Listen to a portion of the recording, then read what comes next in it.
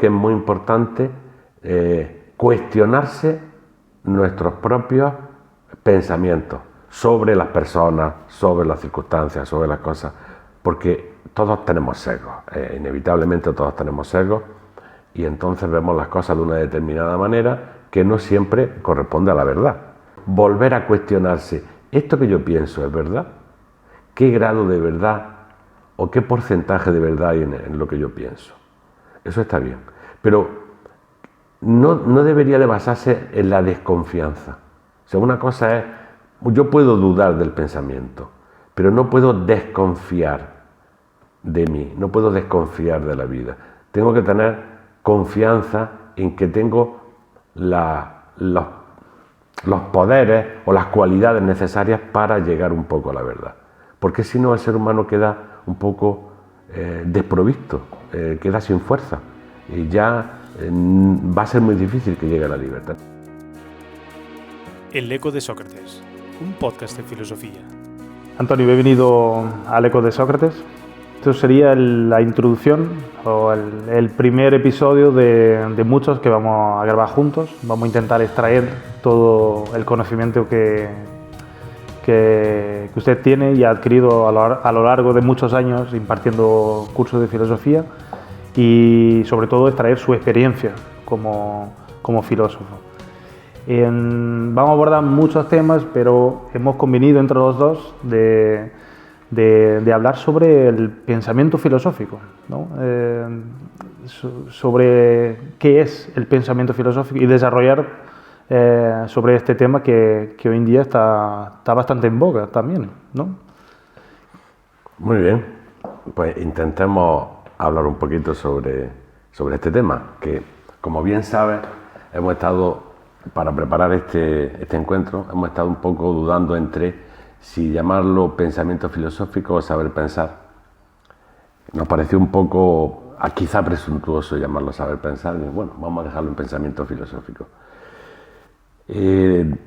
Desde la visión de nuestra escuela de filosofía, desde la visión de Nueva Acrópolis, lo primero que quizá teníamos que definir, si es que se puede definir del todo, qué entendemos por filosofía. Luego, qué entendemos por pensamiento, pero la verdad es que las cosas, ciertas cosas son muy difíciles de definir. Todos sabemos lo que es pensar, pero ¿podríamos definir el pensamiento? No lo sé, vamos a intentar dialogar sobre ello, ¿no? Sí, porque pensamos todos los días, ¿no? O quizás lo que hacemos no es pensar, no lo sé, pero reflexionando sobre el tema, todo el día estamos pensando en qué vamos a hacer. Pero, ¿qué define un pensamiento filosófico? Es la pregunta que me hacía, ¿no? ¿O cuál es la diferencia entre un pensamiento filosófico y un pensamiento común? Bueno, primero, nuestro concepto, o la idea que siempre ha manejado Acrópolis de filosofía, está bastante alejada del aspecto meramente académico o profesional. A la manera de los filósofos de todos los tiempos, de los filósofos clásicos, pero tanto de Oriente como de Occidente, la filosofía era más que nada una actitud ante la vida. Era una manera de enfocar la vida, una manera de enfocar nuestras acciones. La filosofía no era una cosa de especialistas. La filosofía hablamos en pasado, pero es el término que queremos retomar. La filosofía es una cuestión de vivencia. Todo ser humano se pregunta, todo ser humano tiene cuestiones sobre la naturaleza, sobre él mismo, sobre el destino, y en la medida en que se pregunta y trata de responderse, es filósofo. O sea, vamos a tener que irnos a la definición etimológica: filosofía, amor a la sabiduría, amor al conocimiento. Desde esa perspectiva, en la que la filosofía no es exactamente una cuestión de cátedra, sino es una cuestión de actitud. Evidentemente el pensamiento es su herramienta fundamental, pero no solamente el pensamiento. Tenemos que pensar que el pensamiento y el sentimiento, porque las dos cosas son las que las que se van a proyectar en nuestra acción, en nuestra manera de vivir. Pensamiento y sentimiento. ¿No sería contradictorio estos dos aspectos, muchas veces se habla de que las emociones son un problema a la hora de pensar bien, ¿no? Bueno, son un problema a la hora de pensar bien. Las emociones son otra parte de la naturaleza humana imprescindible. No podríamos evitar el sentimiento y la emoción. No solamente no podríamos evitarla, sería criminal evitar en el ser humano el sentimiento y la emoción. Lo que tendríamos que intentar es armonizarla. Pensamiento y sentimiento y acción deberían de estar armonizados. Pero eso tampoco es algo nuevo. No sé, por ejemplo, si recordamos cómo Platón definía, cómo explicaba el alma humana con sus tres partes, la parte la parte racional, la parte timoidea o la parte oscilante y la parte más sensitiva, la parte que iba más hacia abajo. Ya vamos a ver que hay diferentes facetas en el ser humano que tienen que complementarse. No es que unas sean buenas y otras sean malas, depende de la armonía de todas ellas. Por lo tanto, el sentimiento es algo necesario perdón, y útil. Y quizás es hasta otra forma de conocer las cosas. Porque cuando nosotros, por ejemplo, escuchamos música, no es la razón la que nos dice que es bello el mensaje, es otra facultad que quizá tiene mucho más que ver con el sentimiento que con el pensamiento. O sea, por mucho que yo conozca, que no conozco, las notas musicales, los compases, la melodía, la armonía o el mensaje de la música es más captable por el sentimiento que por el pensamiento. Por lo tanto, no es algo accesorio el sentimiento, es algo necesario. Sí, porque hay siempre una idea de pensamiento frío, tenés que las emociones no interfieren en el pensamiento, si no te vas a equivocar o te pueden llevar por camino erróneo. Entonces, por eso digo que a veces parece contradictorio el sentir y el pensar. Vamos a ver. Bueno, contradictorio. Nosotros, en nuestra escuela de filosofía, eclécticamente tratamos de basarnos en todo el conocimiento de la antigüedad. Y hay una parte del conocimiento de la antigüedad que podemos llamar conocimiento profundo, conocimiento esotérico, que no está muy bien visto. Y no está muy bien visto muchas veces por el abuso y el mal uso que se ha hecho de él, o lo mal que se le ha comprendido. Dividían o entendían al ser humano como un compuesto de diferentes elementos.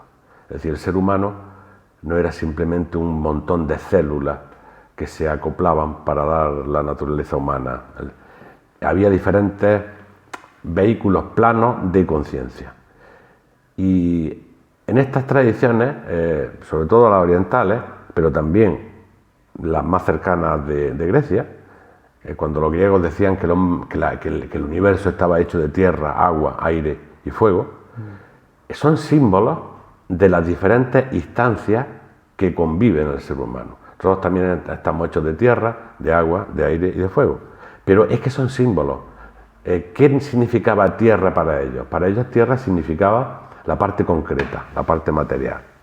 ¿Qué significaba agua? Agua era la parte vital, la parte energética, la parte que vitalizaba al ser humano. ¿En qué se diferencia un ser humano vivo de uno que recién acaba de morir? El cuerpo está prácticamente igual, pero la parte energética de alguna manera ha desaparecido. Ellos consideraban que eso era otra instancia dentro del ser humano. Aire. ¿Qué era el elemento aire para ellos? El sentimiento, las pasiones, la emoción, eso que no es racional porque está por debajo de la razón, pero era un vehículo de conocimiento y de conciencia como otro cualquiera. Y luego el fuego para ellos era la mente con sus cualidades positivas y sus cualidades negativas. O sea, para ellos estas cuatro instancias conformaban al ser humano. No se podía prescindir de ninguna. El ser humano tenía que integrar esas cuatro instancias o esos cuatro planos o esos cuatro vehículos, porque la conciencia, que era la parte, digamos, etérica, el quinto elemento, el éter, la conciencia iba a viajar por esos planos. Cuando la conciencia estaba en la mente, pensábamos. Cuando la conciencia estaba en el aire, sentíamos. Cuando la conciencia estaba en el agua, de alguna manera sentíamos nuestro estado de salud, nuestro estado energético. Cuando la conciencia estaba en el físico, pues teníamos, me pica la pierna, pero la conciencia tenía que utilizar estos vehículos. Por lo tanto, el sentimiento para ellos todo puede ser un obstáculo para la conciencia. La mente mal entrenada puede ser un obstáculo para la conciencia. La mente que no sabe pensar. El sentimiento o la pasión descontrolada es un obstáculo, claro que sí, pero no se puede renunciar. Lo que necesitamos es educarnos, armonizarnos, como dirían los platónicos. Entonces, desde esa vista global de cómo está conformado el ser humano, ¿qué papel juega la mente? Es decir, que ya como que es un elemento más, y además ha añadido también la conciencia como otro aspecto del ser humano. ¿Qué papel juega la mente en el ser humano? Bueno, aquí tendríamos un larguísimo debate con las teorías modernas de si la conciencia y la mente es fruto del cerebro o el cerebro es la antena de la conciencia y de la mente. Bueno, habría un amplísimo debate. Al menos yo estoy definido. La mente es una cosa y el cerebro es la antena. Yo no considero que el pensamiento sea una excrescencia o emanación del cerebro. El pensamiento tiene su propia dimensión y evidentemente para poder manifestárselo en lo concreto necesita de esa especie de antena que es el cerebro. Preguntabas que qué papel tiene la mente. Sí. Estas viejas tradiciones, muy viejas tradiciones que queremos rescatar, nos hablan de que justamente la humanidad o la fase en la que por la que está transitando la humanidad es la fase mental. Por lo tanto, estamos desarrollando nuestra cualidad mental del pensamiento en sus diferentes facetas. Por lo tanto, es la herramienta fundamental que tenemos ahora para poder controlar nuestro mundo personal. No se puede renunciar al pensamiento. Tenemos que educar el pensamiento. ¿Qué es el pensamiento? Bueno, todos esos fenómenos que ocurren dentro, y podríamos citar algunos. La lógica o el razonamiento es del pensamiento. La reflexión es otra de las funciones del pensamiento. La imaginación es otra cualidad del pensamiento. ¿Cuántas funciones tiene el pensamiento? Y el pensar mismo debe ser otra función del pensamiento. A mí me gusta mucho estoy muy convencido de una afirmación filosófica de un viejo maestro hindú, Sri Ram, que decía que la mente es el intérprete, pero no el conocedor. Para mí esa afirmación que he meditado mucho y que sigo meditándola, creo que abre puertas para intentar comprender el proceso mental, el proceso del pensamiento. O sea, si pensamos que la mente es el intérprete, interpreta lo que percibe, vamos a poder trabajar con ella de una manera mucho más filosófica y sensata. Si la mente es el intérprete, ¿quién es el conocedor?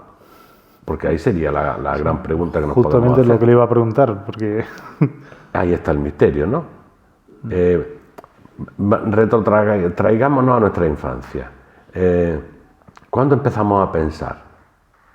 Yo creo que no lo sabemos, cuándo empezamos a pensar.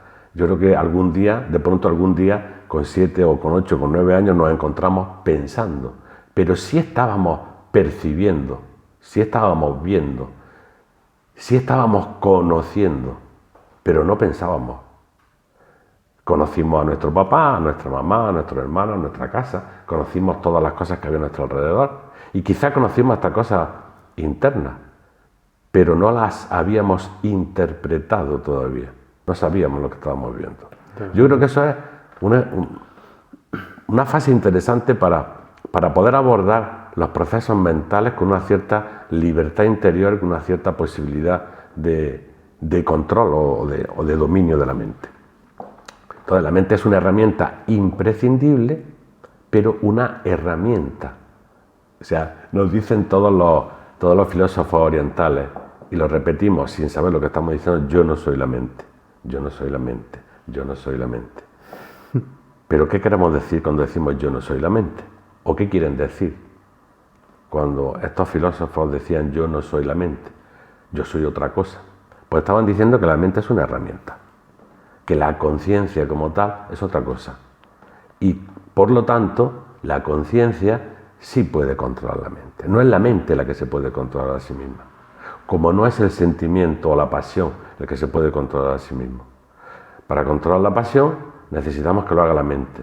Para controlar la mente necesitamos que lo haga esa otra instancia superior que podríamos llamar la conciencia, y que es lo que está en verdadero desarrollo.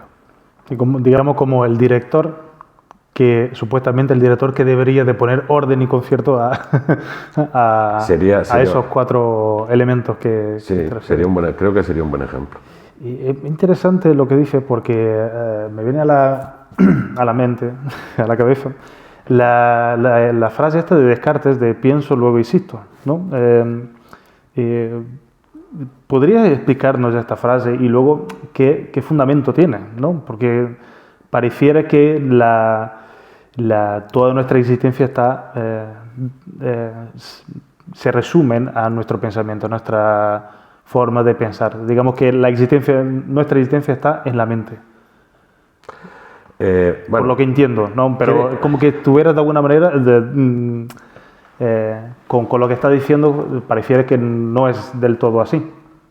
La traducción de la frase, el cogito ergo sum, pienso luego existo o pienso luego soy, cada uno tiene una interpretación.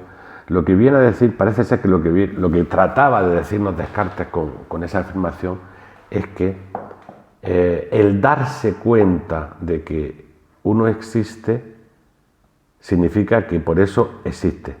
Que el de ese darse cuenta de que uno existe es porque tengo mente. Entonces, como tengo mente, tengo pensamiento, entonces me doy cuenta que existo. Yo no soy quien para contradecir a Descartes. Pero un animal tiene conciencia de que existe y no parece que piense. No sabemos si un árbol tiene conciencia de la existencia. Los viejos sabios orientales nos dirían que sí. O sea, que todo lo que existe, o sea, si yo golpeo una piedra, la piedra suena, la piedra se queja, la piedra también tiene conciencia. Perdón, no sé si podemos utilizar la palabra, pero tiene la resistencia demuestra que quizá tiene conciencia de la existencia. Es decir, todos los reinos quizá tienen conciencia de la existencia. Lo que parece que aparece en el ser humano es la conciencia del yo, del ser. La conciencia no de que existo, sino de que soy un yo, que es una cosa diferente. Nos dicen estos sabios orientales que el animal por resistencia sabe que existe. Cuando tiene hambre o cuando se enfrenta, él se afirma en contra de determinado elemento, y eso le da la noción de la existencia. No quiere morir, quiere comer, quiere realizar todas sus funciones. A mí lo que más me preocupa del sistema cartesiano es el tema de la duda metódica, que creo que es importante. Es decir, hablábamos del pensamiento filosófico. Creo que tenemos que aprender a dudar de nuestros pensamientos. Pero eso también nos deja completamente inseguros de todas las cosas. Y había que tener mucho cuidado con cómo aplicamos el tema de la duda metódica. Creo que es muy importante cuestionarse nuestros propios pensamientos sobre las personas, sobre las circunstancias, sobre las cosas, porque todos tenemos sesgos, inevitablemente todos tenemos sesgos, y entonces vemos las cosas de una determinada manera que no siempre corresponde a la verdad. Entonces, es bueno dudar, es bueno... es que no me gusta la palabra, no me gusta el aspecto dudar, sino volver a cuestionarse. ¿Esto que yo pienso es verdad? ¿Qué grado de verdad o qué porcentaje de verdad hay en lo que yo pienso? Eso está bien. Pero no debería de basarse en la desconfianza. O sea, una cosa es, yo puedo dudar del pensamiento, pero no puedo desconfiar de mí, no puedo desconfiar de la vida. Tengo que tener confianza en que tengo los poderes o las cualidades necesarias para llegar un poco a la verdad. Porque si no, el ser humano queda un poco desprovisto, queda sin fuerza y ya va a ser muy difícil que llegue a la libertad. Entonces, confiar en la vida y confiar en la naturaleza íntima que va a salir poco a poco creo que es muy importante. Si lo que tenemos es una continua duda sobre nosotros mismos, sobre los demás, creo que eso nos desarma, creo que eso no sé qué palabra ponerle, nos deja intranquilos, nos deja inseguros y nos deja a merced de las circunstancias. Vale. Sí, pues está esto del sesgo de confirmación, ¿no? Como que digamos siempre en todo lo que vemos, vemos la confirmación de lo que ya pensamos, ¿no? Por resumirlo de alguna forma, si lo entiendo, ¿no? De alguna manera sí, creo que sí. Creo que de alguna manera todos esperamos obtener la razón. Hay un libro que es muy recomendable para toda la gente que se llama Juan Carlos o José Carlos Ruiz.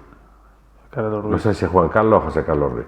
Que está muy bien, lo estoy leyendo y está muy bien. Cuando hablamos, tratamos de reflexionar con el otro o tratamos de convencerlo. O sea, pensar que es razonar. Hablábamos antes de que la mente tiene varias potencias, varias posibilidades de acción, ¿no? Entonces, pensar siempre es razonar, siempre es usar la lógica, siempre es argumentar. Yo creo que no. Porque, ¿qué es la razón? La razón lo único que nos hace es conectar varios pensamientos, conectar varios conceptos para llegar a una conclusión. Pero yo creo que el pensar amplio puede utilizar la razón, pero no siempre está razonando. Muchas veces está contemplando. Muchas veces lo que creo que el verdadero pensamiento es contemplar las diferentes cosas desde diferentes puntos de vista. Y no tenemos que estar argumentando continuamente. En una conversación no necesariamente tenemos que estar en lucha dialéctica queriendo convencer al otro de nuestra verdad. Una cosa es exponer nuestra verdad y otra cosa es querer convencer al otro. Entonces, en este libro, el autor hablaba un poco de esa manía que tenemos de querer tener siempre razón. Querer convencer al otro y, para empezar, querer convencerme a mí mismo. Tengo mi propio sesgo, ¿no? Sí. Creo que filosóficamente eso es una traba muy, muy, muy peligrosa. ¿Por qué nos cuesta tanto? O sea, ¿por qué nos resistimos tanto a...? Y yo lo digo también por experiencia propia, ¿no? Que hay una tendencia natural a ofrecer resistencia a la opinión ajena, ¿no? O a reconocer que nuestro pensamiento, nuestro argumento, nuestra idea no están del todo correctas. Y como tendemos siempre a intentar, lo que está diciendo, confirmar, pero me pregunta es por qué nos cuesta tanto abrirnos a ese otro mundo, a otras ideas, otras formas de pensar, otras formas de ver, que es algo muy común. Y además hoy en día se ve mucho esa lucha constante por lo que yo pienso, lo que tú piensas. Yo soy de este lado, tú eres del otro. Y a veces en esa polarización de un tema, como que nos cuesta ir de vez en cuando al otro bando y decir qué cosas buenas tiene también, ¿no? Pero me pregunto por qué nos cuesta tanto. Esa es una buena pregunta que nos llevaría a otro podcast completo. Yo creo que nuestro pensamiento no está entrenado para ser objetivo. Entonces nos afirmamos en nuestras posturas porque son las que nos interesan, porque son las que nos convienen o porque son las que hemos tenido toda la vida. Y hay una especie de pereza mental a la hora de querer ver las cosas desde otro punto de vista. Yo creo que nos falta educación mental, nos han educado en todos los sentidos, nos han educado en el sentido físico. O sea, desde que somos pequeñitos nos dicen, a partir de una edad se dice, mira, cuando tengas estas necesidades me lo dices y vamos al cuarto de baño. Nos lo enseñan a usar los cubiertos para comer, nos enseñan a vestirnos, nos enseñan que hay que lavarse los dientes después de las comidas, nos enseñan a ser respetuosos con el papá y con la mamá, pero nadie nos enseña a pensar, nadie nos enseña a pensar.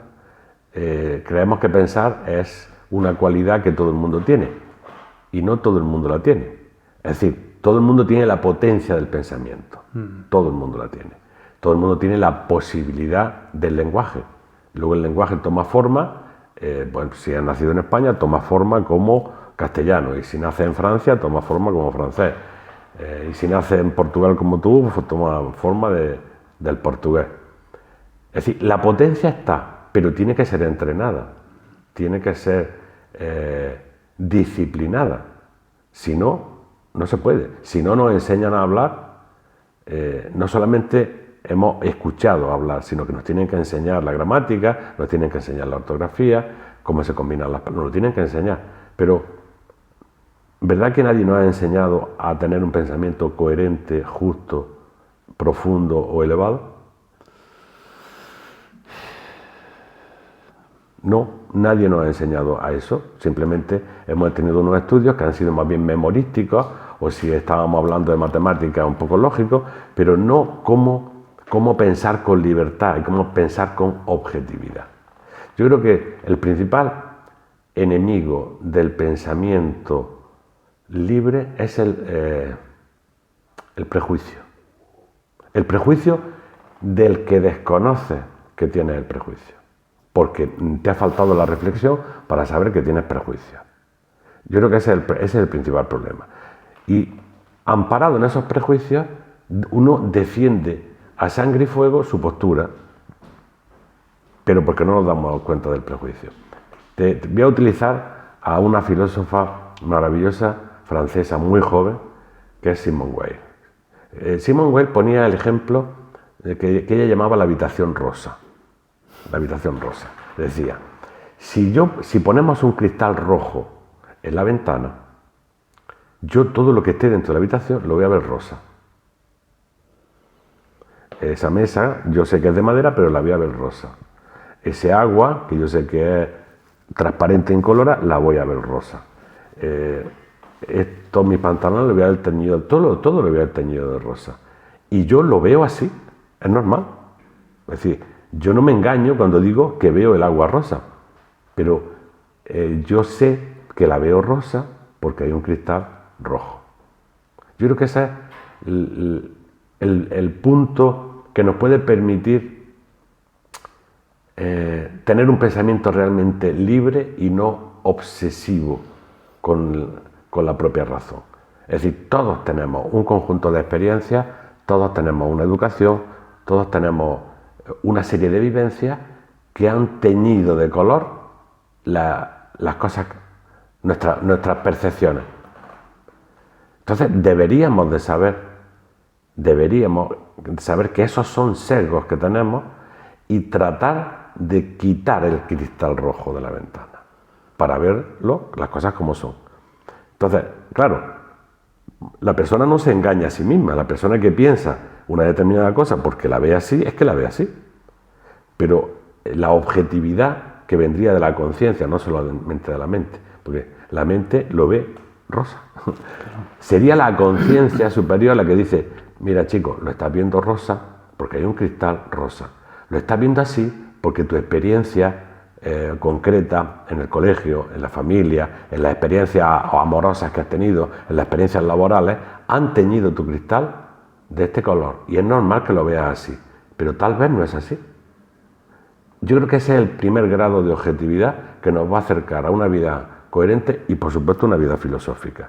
Es decir, el saber que lo que yo percibo, lo percibo como está. Pero eso no significa que sea así, por mucho que yo lo vea así. puede ser que sea de otra manera. Entonces, si tuviéramos ese grado de objetividad y de libertad interior para poder cuestionarnos nosotros mismos, creo que cambiaría completamente nuestra relación con nosotros mismos y con los demás. Claro, la cuestión es, claro, porque aquí has introducido dos cosas importantes. Primero, mis propias experiencias a lo largo de la vida, que voy generando pues mis prejuicios y sí, mi forma de ver las cosas, pero luego también como mi cultura, por ejemplo, o el entorno donde he crecido, cómo eso también te condiciona. Cómo me doy yo cuenta de lo que es mío y de lo que ha sido, digamos, inculcado pues, culturalmente, en la familia.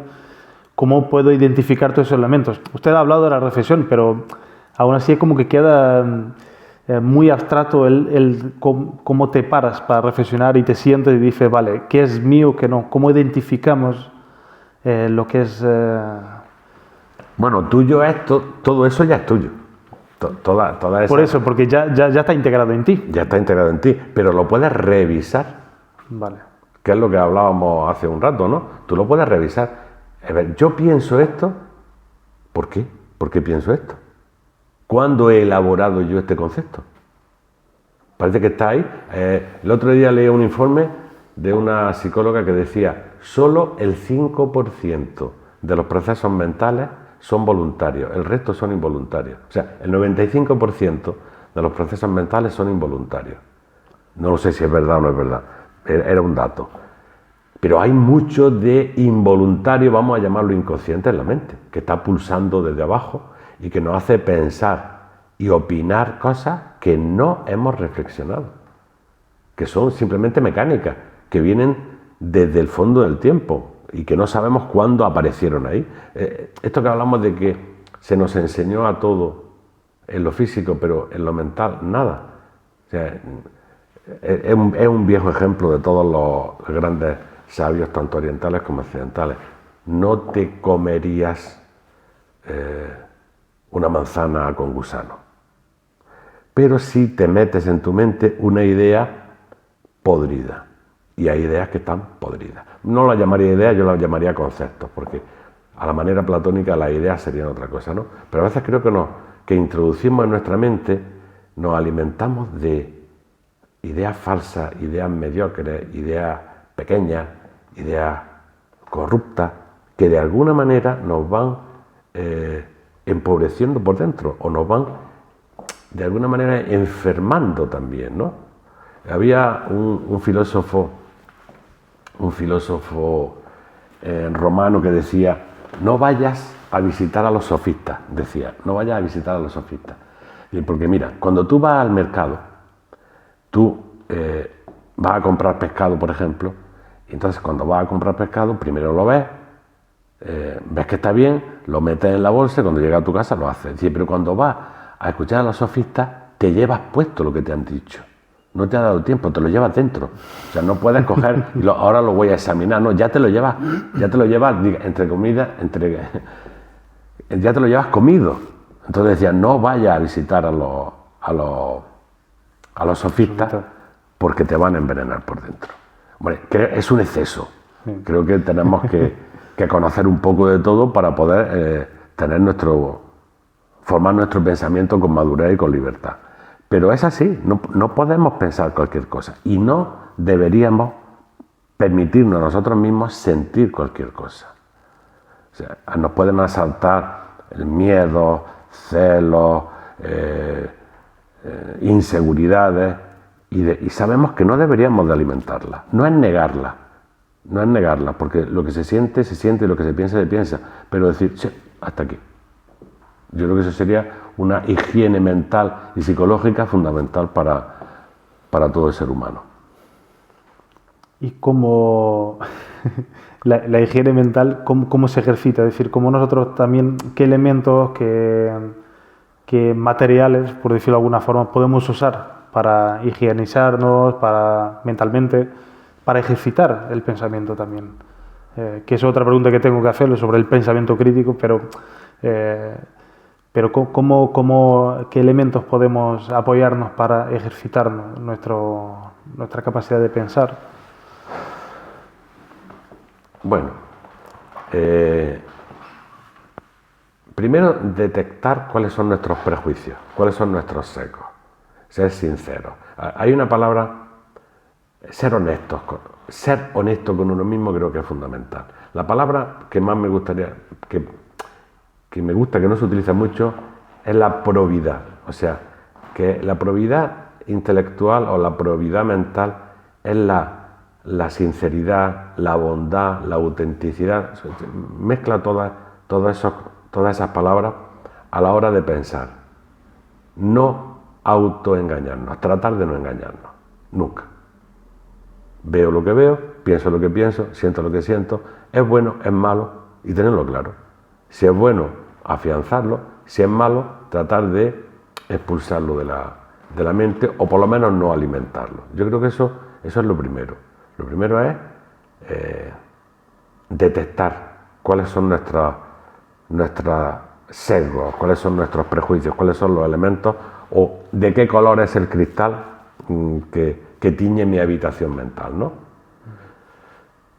Buenas lecturas, lectura consciente, lecturas no solamente de los modernos, sino para empezar de los clásicos. Creo que hay que leerlos a todos, ¿no?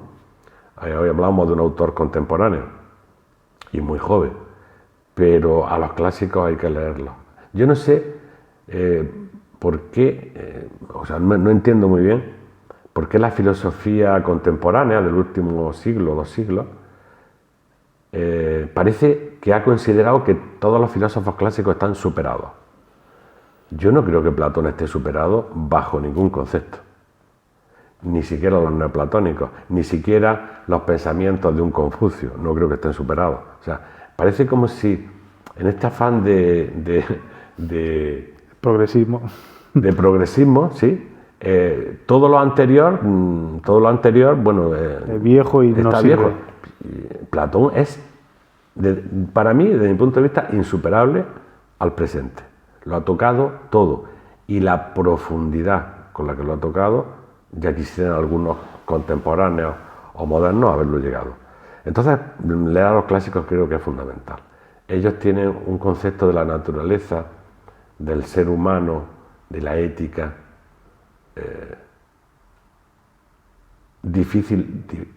al que difícilmente han llegado los contemporáneos.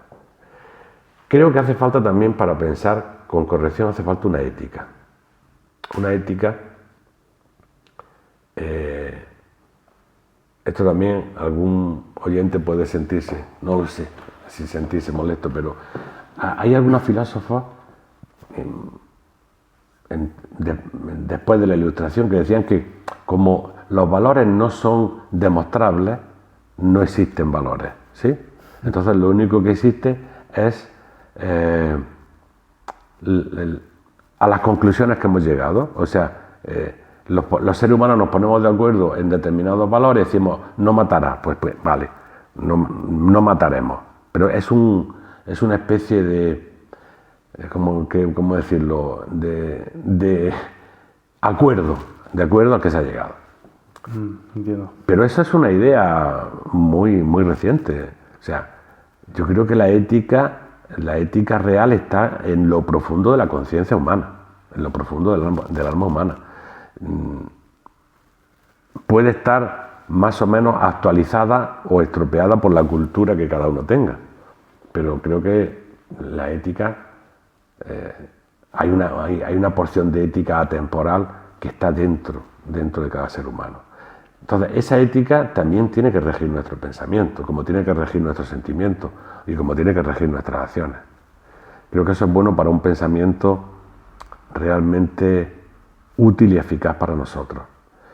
La reflexión, o sea, la capacidad de pensar con tranquilidad los temas importantes, lo justo. Estamos hablando mucho de pensamiento. Creo que pensar mucho es tan malo como pensar poco. Eso es, o sea, nada, diría la vieja norma clásica, nada en exceso, ¿no? Entonces, pensar mucho, estar todo el día pensando, reflexionando, no es bueno. O sea, no es bueno porque creo que ese hiperpensamiento nos llevaría a una artificialidad completa en la vida.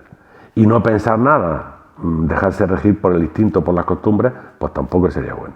Entonces habría que encontrar un término medio, ¿no? para ese pensamiento. Reflexionar muy bien sobre los dictados del momento. O sea, cuando nosotros vemos películas, cuando vemos un telediario, un noticiero, cuando leemos una revista, cuando vemos un podcast como este, nos están entrando ideas. Vamos a ver si las aceptamos o no las aceptamos. Vamos a reflexionar. Hay que poner los filtros suficientes como para saber si yo lo que dejo entrar en mi mente está aceptado, está reflexionado, está integrado, lo he dejado estar, o simplemente es una opinión que me ha entrado que después la voy a reproducir casi sin darme cuenta. Entonces creo que esas serían parte de los ejercicios mentales, ¿no? De los ejercicios para tener una buena mente. Una ética en el pensamiento como una ética en el sentimiento. Otra pregunta que me hago con este tema es, a veces el pensamiento nos lleva a verdades que no nos son cómodas.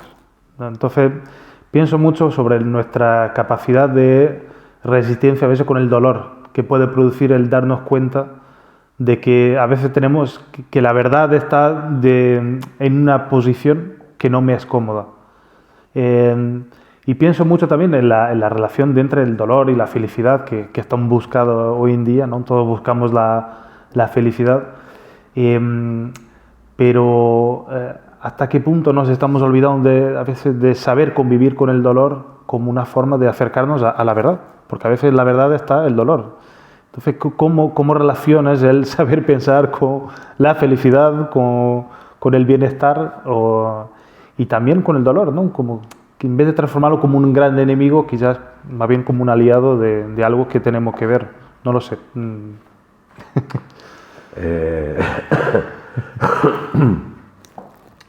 Bueno, la felicidad.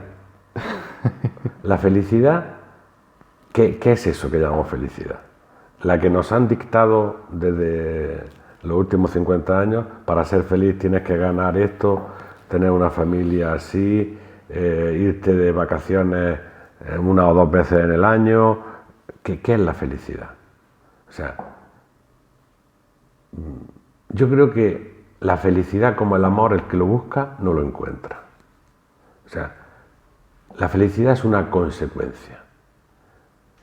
Ahora se nos vende la idea de, para ser feliz pues tienes que hacer un crucero por el Mediterráneo, para ser feliz tienes que sentir X cosas. Mira, la felicidad es una cuestión meramente, absolutamente individual del ser humano. Y creo que es la consecuencia de otras cosas que son más importantes. Si buscas la felicidad, en el fondo estás huyendo de algo. A mí que no me digan que el motor de la filosofía es la búsqueda de la felicidad. No me lo creo. Yo creo que lo importante es, ¿cómo llamarlo? El realizarse como ser humano, que también es un misterio. Es decir, la persona no se realiza por tener un trabajo, no se realiza por tener una pareja. La realización humana es algo integral, mucho más profundo. No digo que todas esas cosas no sean necesarias, parcialmente necesarias, útiles, no digo que sean despreciables, pero la realización humana es una parte misteriosa del ser humano. Entonces, la felicidad que nos quieren vender me parece que es una cosa absolutamente falsa. La felicidad llegará o va llegando en la medida en que la persona se va realizando o va cumpliendo sus motivaciones interiores, no las motivaciones exteriores, sino las interiores. Yo creo que fundamentalmente eso, Chris. No podemos vivir de una felicidad prestada o de una felicidad. Hay parámetros. Es como cuando se dice ¿cuántas personas en España están en el umbral de la pobreza?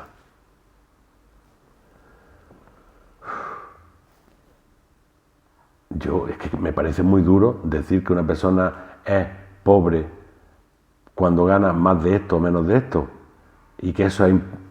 No lo entiendo. El umbral de satisfacción o de felicidad de los seres humanos. La gente es... porque para ser feliz tienes que cumplir este patrón, si no, no eres feliz. Yo creo que eso es absurdo. La felicidad es algo completamente individual que tiene que conseguir cada uno en la medida en que se conoce a sí mismo y encuentra las cosas que lo van realizando en la vida, ¿no? Me gusta porque digamos que la realización también conlleva a veces a momentos dolorosos, momentos difíciles, que no excluye ni la felicidad. La realización no excluye ni felicidad ni dolor, sino que puede integrar muy bien esas dos vivencias, por así decirlo. Y luego también eso de que se ha convertido en un cliché de la felicidad no depende de los bienes materiales que tengas, ¿no? Lo que describías, ¿no? Un viaje, un determinado sueldo, y a veces como que se menosprecia esa idea, ¿no? Que la felicidad es algo más interno y que no depende tanto de lo que tú obtengas o tengas materialmente, sino que es un poco por lo que describías, ¿no? Claro, es algo más... Pero no se trata de negar los bienes materiales, es decir, claro. Una persona puede ser feliz viviendo en la calle, podría ser, pero no es el caso, o sea, todo ser humano necesita unos bienes materiales básicos, una casa, un vestido, una seguridad material. No vamos a negar todo eso, pero el exceso de todo eso o proyectar sobre todo eso, no ya una casa, sino voy a tener 2 casas o 3 casas o 4 casas, esa ambición no creo que conduzca a la felicidad tampoco. Y bueno, el dolor. Nos dirían los clásicos que placer y dolor son hermanos gemelos. El placer sigue al dolor, y el dolor sigue al placer, y el placer sigue al dolor, y el dolor sigue al placer. Es una rueda imparable. Y lo que tendríamos que aprender filosóficamente es a qué nos enseña el placer y qué nos enseña el dolor. No se puede evitar. Creo que no se puede evitar el dolor. El dolor, como diría el Buda, es vehículo de conciencia. Nos va a ayudar. Y el placer debería de serlo también. Lo que pasa es que con el placer nos adormilamos. Nos cuesta mucho trabajo sacar la lección de aquella situación que se ha vuelto placentera para nosotros. Nos cuesta mucho trabajo decir, ¿qué he aprendido yo de esto? Porque como digamos que el placer nos relaja, pues no nos preguntamos, cuando nos deberíamos de preguntar, ¿qué he aprendido yo de esto que ha sido tan bueno, tan placentero? Me refiero, no sé, a veces leer un libro o un rato de conversación, o ¿qué he aprendido yo de eso? En cambio el dolor, como nos molesta, entonces si queremos mirar detrás por qué me duele y qué es lo que ha pasado, entonces quizás nos estimula un poco más, pero no se podrá evitar el dolor, como no se podrá evitar el placer. Lo malo es la búsqueda desenfrenada del placer, que creo que es a donde nos está abocando el momento en el que estamos viviendo. El hedonismo. El hedonismo. La palabra existe. Sí. Eso es importante, lo de las palabras, creo que es importante porque no sé dónde leía el otro día que en el Quijote hay como 20 y tantas mil palabras. 24.000 palabras, ¿cierto? Y que una persona normal utiliza unas 500. Es terrible. O sea, qué riqueza de pensamiento hemos perdido por no tener las palabras adecuadas para expresar los matices necesarios. O sea, la riqueza del pensamiento, indudablemente, está muy condicionada por la riqueza del vocabulario. Porque si no tienes palabras para expresar los matices de lo que piensas, no lo puedes expresar y al final lo acabas perdiendo. Es muy interesante, sí. Sí. Y la diferencia es muy grande y preocupante de que hayamos reducido tanto el lenguaje. Mm, bueno, vamos a ir terminando, porque creo que no sé cuánto tiempo llevamos de... Vale. Y ya para concluir, aunque seguramente usted puede resumir puede concluir de otra manera, pero sí me gustaría hacer una última pregunta relacionando la acción y la reflexión, es decir, lo que hemos estado hablando, ¿no? La acción y... La reflexión o el pensamiento, el saber pensar. Porque vivimos en una sociedad muy frenética, que esto es ya, todo el mundo habla de esto, de que vamos corriendo a todas partes. Pero claro, la acción es tan necesaria como el pensamiento, porque tenemos que movernos. Y en el campo de acción es donde, ¿cómo pensamos mientras actuamos? ¿No? ¿Cómo podemos conjugar esos dos elementos que son fundamentales? Entiendo, ¿no? Porque si tú te quedas todo el día encerrado en casa pensando, pues tampoco es bueno, ¿no? Sería un exceso, como decías antes. Pero como estamos metidos en esta dinámica tan loca de trabajo, de hacer esto y lo otro, ¿dónde incluimos el pensamiento? ¿Cómo aprendemos a movernos y a pensar al mismo tiempo? A ser conscientes en cada momento de lo que estamos haciendo. Bueno, yo creo que la filosofía es un estilo de vida, es un modo de vida. ¿Qué significa eso? Pues que la vida es acción, sentimiento y pensamiento. Y quizá algo más, eso que llamamos quizá el resorte o la clave fundamental de todo, que es conciencia. Conciencia, a veces cuando se utiliza la palabra conciencia, la gente piensa que es solo conciencia moral. No es solo conciencia moral, es conciencia de conocimiento.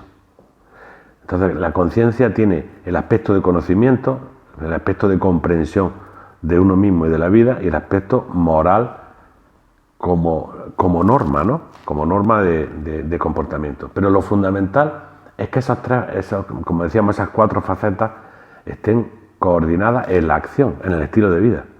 Es decir, cómo son mis comportamientos, cuáles son mis objetivos, cómo me relaciono con los demás, cómo dialogo con los demás, qué busco yo en cada cosa que hago. Yo creo que ahí está la clave de la filosofía.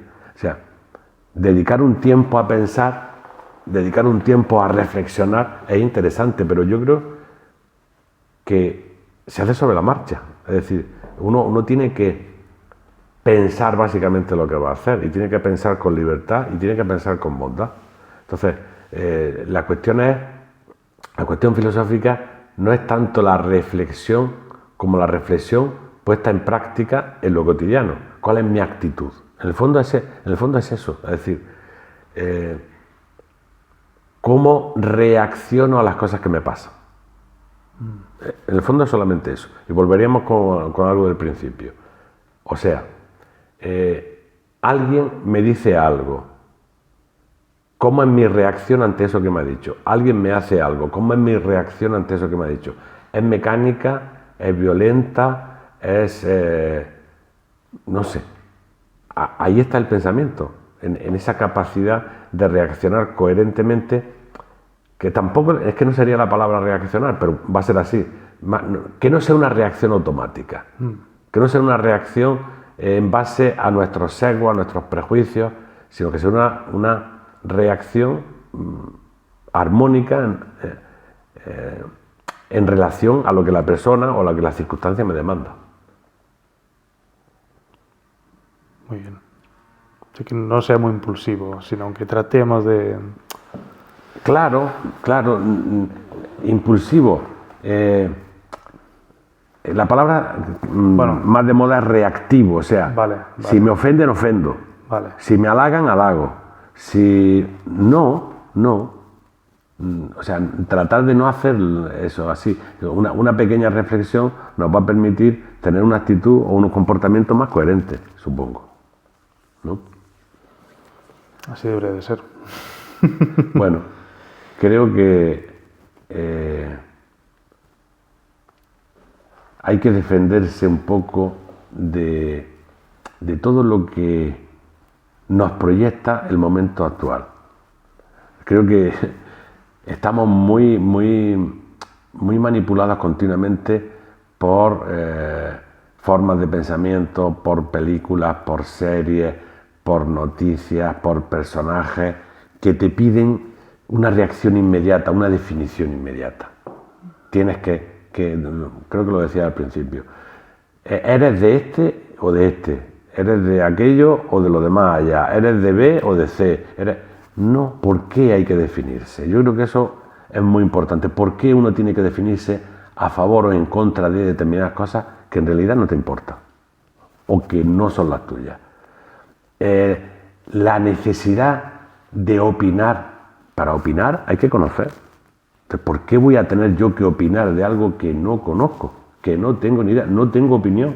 No tengo opinión porque no tengo la información suficiente para opinar. Porque esa opinión que yo tengo, sin haber tenido ningún tipo de formación ni de información clara, al primero que le hace daño es a mí. Porque me automanipulo, sin darme cuenta. Entonces, nos tenemos que defender de toda esa propaganda de los diferentes intereses económicos, sociales, políticos que continuamente nos están bombardeando. Creo que nuestra libertad está en juego en ese sentido, y está en juego porque nuestra mente está continuamente pulsada a responder a cosas de las que en realidad no tiene material, no tiene información para tener una postura clara y abierta. Y lo que tú decías, esto es todo malo y esto es todo bueno. No hay todo malo y todo bueno, no puede ser. Una persona puede ser alguien desastroso, pero puede decir una gran verdad. ¿Y por qué no le voy a aceptar esa gran verdad? Aunque sea una persona desastrosa, puede ser, no sé, lo que quiera, pero está diciendo una verdad. Pues esa verdad la voy a coger. No, pero te piden que te definas y que te enmarques. Y esto es todo absolutamente malo, esto es todo absolutamente bueno. ¿Eres de los míos o eres de los otros? Creo que eso nos está haciendo mucho daño. Y un pensamiento filosófico nos tendría que llevar a poder protegernos bien de esas demandas que tenemos en el presente. El problema es que son muy variables. Además, con el tiempo parece que duran muy poco tiempo, ¿no? Como que vemos que hay una idea que empieza a moverse en la atmósfera y de repente que dice algo y de repente a los pocos meses ya han cambiado, ya ahora es otra cosa y hay una variabilidad tan grande que yo creo que estamos muy perdidos, muy desconcertados porque no hay nada sólido, no hay nada firme en los que nos podamos agarrar, ¿no? Y es terrible. Bueno, yo no quería tocar el tema, pero en el fondo son todo elementos que nos condicionan si no tenemos esa postura filosófica que tú nos hablas. Bueno, Antonio, la verdad que pudimos estar aquí bastante más tiempo porque de un tema saltaríamos al otro, pero como tenemos muchos episodios por delante, ahí lo vamos a aprovechar muchísimo. Vamos a seguir seguramente hablando de estos temas, aunque pongamos otros títulos y abordemos un tema en concreto, el saber pensar yo creo que siempre va a estar presente en todos ellos. Así que cerramos este episodio aquí y nada, solo me resta darle las gracias por este momento y por haber aceptado la invitación. Bueno, las gracias a ti por la invitación, porque es un placer poder compartir un rato de tertulia amigable y filosófica contigo y con todos los que nos puedan estar escuchando en este momento. Es un verdadero placer y una verdadera alegría. Así que muchas gracias. Llegamos al final de este episodio. Esperamos que hayas disfrutado de nuestra conversación. No olvides suscribirte a nuestro canal y no perderte ningún episodio. Si te ha gustado, dale a me gusta y compártelo con tus amigos. Déjanos tu comentario y sugerencias y sobre todo, gracias por acompañarnos. Nos vemos en el próximo episodio.